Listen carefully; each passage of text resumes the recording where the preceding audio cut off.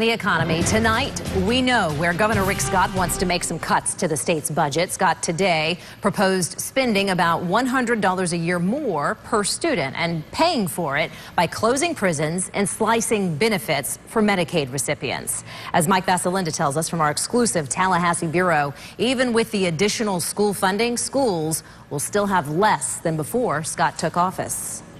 Governor Rick Scott says he's been listening to Floridians, and they've been telling him they want more money spent on schools. He's proposing $1 billion more. That works out to just about $100 a year more per student. Not signing a budget does not significantly increase the state funding for education. Now, I know this will require difficult choices.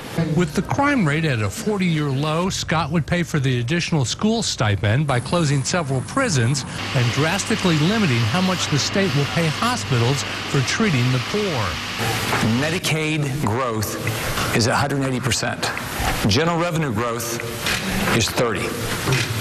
You can't do that. Scott is asking every agency of government to trim their belts by 4%, and the state would shed 1,700 vacant and 2,800 jobs that are filled.